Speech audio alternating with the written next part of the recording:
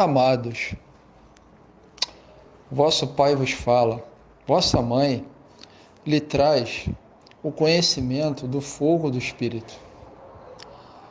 O conhecimento do fogo do Espírito, ele é tanto união quanto um aquecer.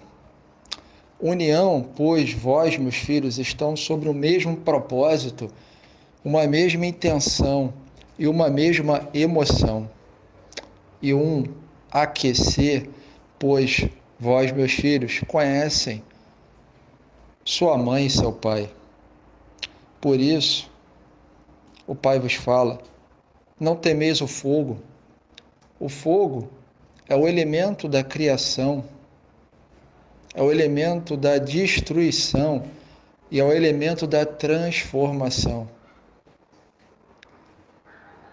O espírito unido é uma fogueira de alegria, de amor, de trabalho e movimento.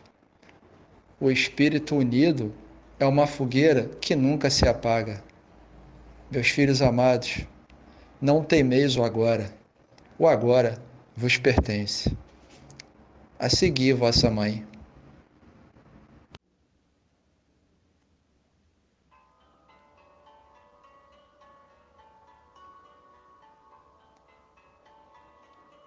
Amados filhos da Divina Luz, eis que o fogo do Espírito Santo, aquele que aquece, que queima, arde, aquele que incendeia e purifica, está aceso em vossos corações, que juntos e unidos neste propósito formam a grande fogueira santa.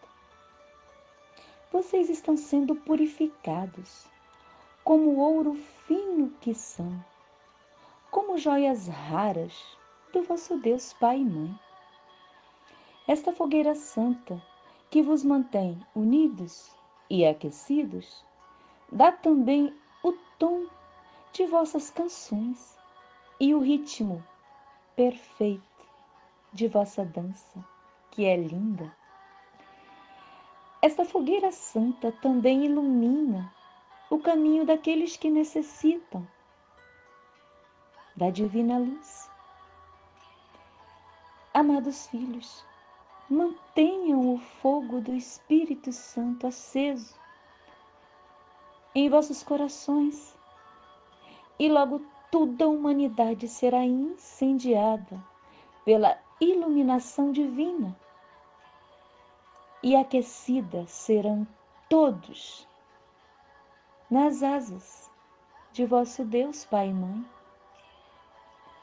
Não temam o fogo. Uma vez mais lhes digo, não temam o fogo. Ele queima, mas também purifica. Ele arde, mas também aquece. Amados, sobretudo, o fogo incendeia o coração e os transforma por completo. E assim é, em amor e luz, vossa mãe.